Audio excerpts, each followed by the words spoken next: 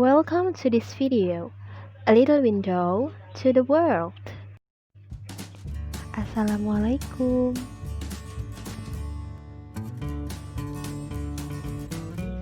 Halo semuanya. Di video kali ini kita akan membahas tentang interaksi makhluk hidup dengan lingkungannya.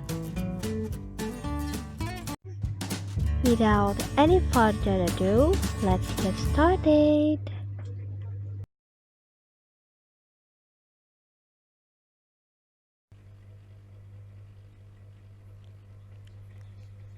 Seperti yang kita ketahui, dalam suatu habitat, selain terdapat berbagai spesies makhluk hidup, ada juga komponen yang lainnya, seperti air, tanah, cahaya matahari, dan udara.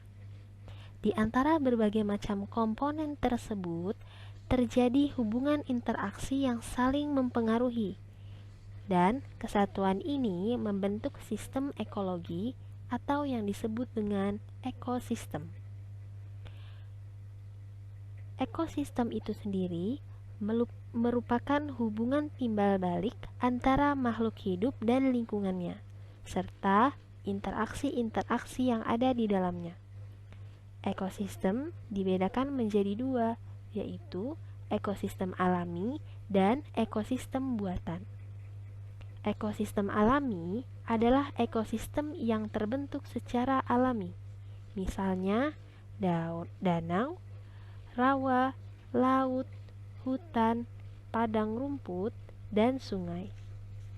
Sedangkan untuk ekosistem buatan merupakan ekosistem yang sengaja dibuat oleh manusia, misalnya waduk, sawah, kolam, dan akuarium.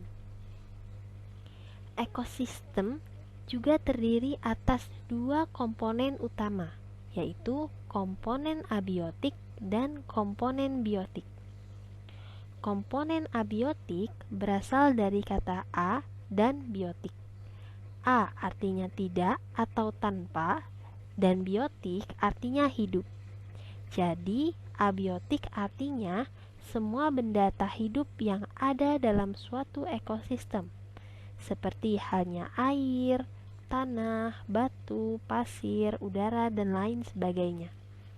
Sedangkan, kalau komponen biotik, semua hewan, termasuk manusia, tumbuhan, dan mikroorganisme yang ada dalam suatu ekosistem merupakan komponen biotik.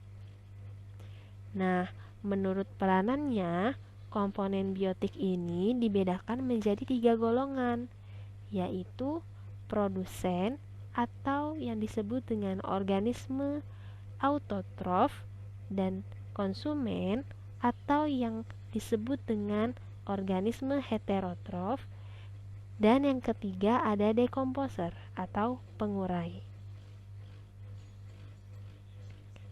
Sedangkan untuk ilmu biologi yang mempelajari tentang ekosistem itu sendiri disebut dengan ekologi.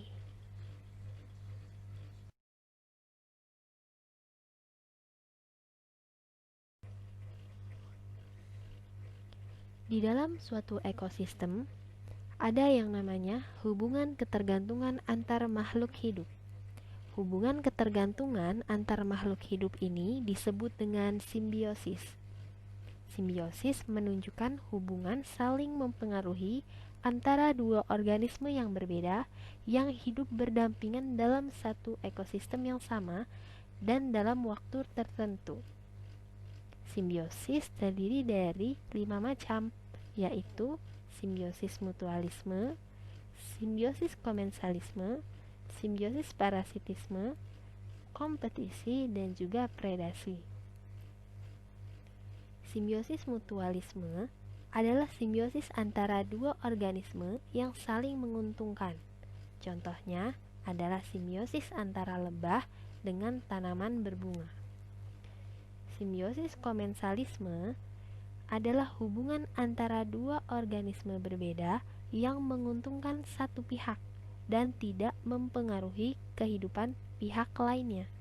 Contohnya adalah simbiosis antara tanaman anggrek dengan pohon mangga. Yang ketiga ada simbiosis parasitisme. Simbiosis parasitisme adalah jenis simbiosis yang menguntungkan bagi satu pihak dan merugikan bagi pihak lainnya. Contohnya adalah simbiosis tanaman tali putri dengan tanaman inangnya. Selain dari 3 simbiosis yang telah dijelaskan, ada juga kompetisi dan juga predasi.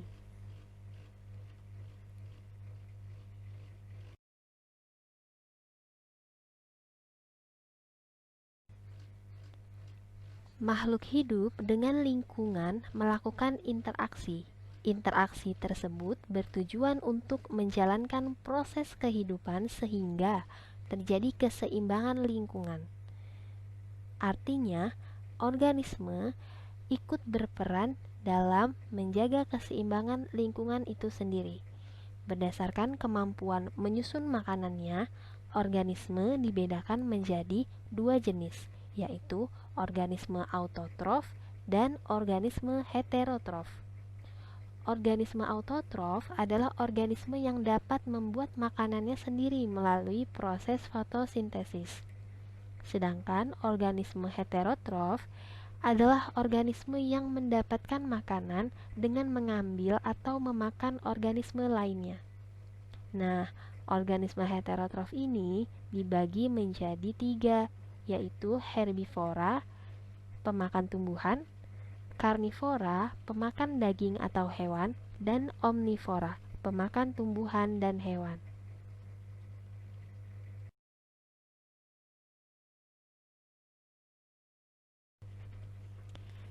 Bicara tentang interaksi antar makhluk hidup, interaksi antar makhluk hidup itu sendiri bisa kita lihat melalui rantai makanan, jaring-jaring makanan, dan juga piramida makanan.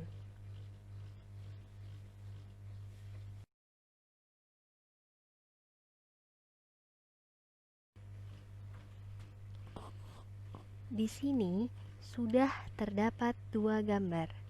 Yang sebelah kiri itu adalah gambar dari rantai makanan dan yang sebelah kanan adalah gambar dari jaring-jaring makanan. Kita perhatikan terlebih dahulu pada gambar yang pertama, yaitu gambar rantai makanan. Tumbuhan merupakan produsen penghasil makanan. Jadi kita lihat di sini bahwa gambar tumbuhan perannya adalah sebagai produsen atau penghasil makanan, karena tumbuhan merupakan salah satu organisme yang sifatnya autotrof atau dapat menghasilkan atau membuat makanannya sendiri. Nah, kemudian hewan pemakan tumbuhan disebut dengan konsumen pertama. Kemudian hewan pemakan konsumen pertama disebut dengan konsumen kedua. Hewan pemakan konsumen kedua disebut dengan konsumen ketiga dan seterusnya. Konsumen yang tidak dimakan lagi oleh konsumen lainnya disebut dengan konsumen puncak. Peristiwa tumbuhan dimakan oleh konsumen pertama dimakan konsumen kedua, dan seterusnya membentuk suatu rangkaian proses memakan dan dimakan. Rangkaian proses memakan dan dimakan itu sendiri membentuk hubungan yang disebut dengan rantai makanan. Kemudian, untuk gambar yang kedua terkait dengan jaring-jaring makanan,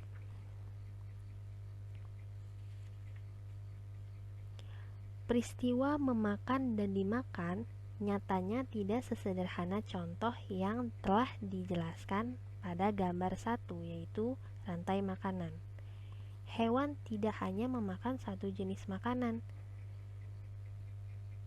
Dalam kehidupan, beberapa rantai makanan saling berhubungan satu sama lain sehingga membentuk jaring-jaring makanan yang cukup kompleks, yang disebut dengan jaring-jaring makanan, seperti yang ada di gambar kedua. Jaring-jaring makanan memperlihatkan hubungan populasi yang satu dengan populasi yang lainnya.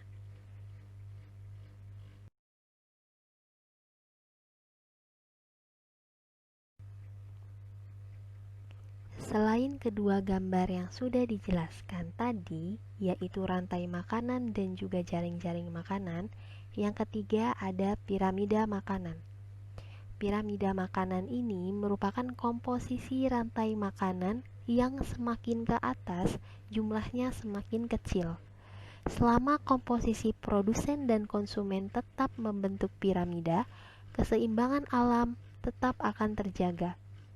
Jika komposisi produsen dan konsumen terganggu, misalnya salah satu konsumen diburu secara liar atau terkena wabah penyakit, semua makhluk hidup yang menyusun rantai makanan tersebut akan terganggu pula.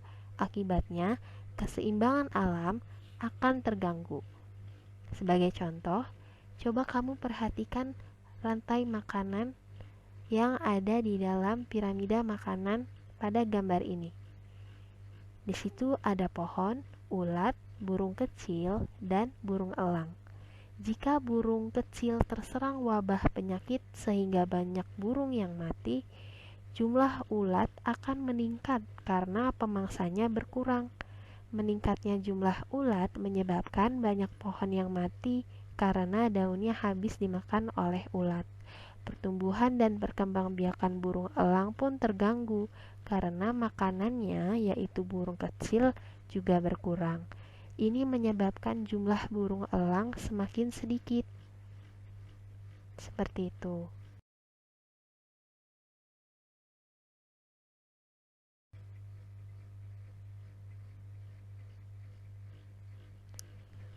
Dalam menjaga keseimbangan alam, manusia juga turut berperan dalam menjaga keseimbangan alam. Pengaruh manusia dalam keseimbangan alam beberapa di antaranya seperti penebangan pohon dan penggundulan hutan yang dapat menyebabkan erosi dan juga banjir. Kemudian, penebangan hutan yang juga mempengaruhi iklim. Perburuan liar juga merusak keseimbangan rantai makanan sehingga mengganggu keseimbangan ekosistem. Kemudian, ledakan populasi manusia serta adanya industrialisasi bisa menimbulkan berbagai macam pencemaran.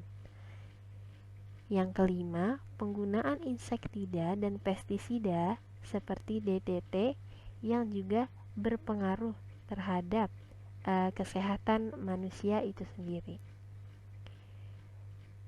Itulah beberapa pengaruh yang disebabkan oleh manusia terhadap keseimbangan alam yang dilihat dari sisi negatifnya. Kemudian salah satu solusinya yaitu dengan pelestarian alam atau konservasi. Konservasi merupakan upaya menggunakan sumber daya alam secara arif dan bijaksana. Tujuan konservasi itu sendiri adalah menjaga kualitas lingkungan seperti memelihara lingkungan yang bebas polusi dan memastikan ketersediaan lahan bercocok tanam, juga tersedianya hewan serta produk lain secara berkelanjutan.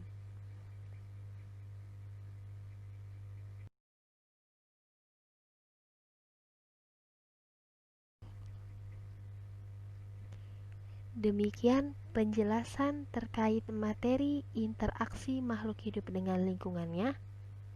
Semoga bermanfaat.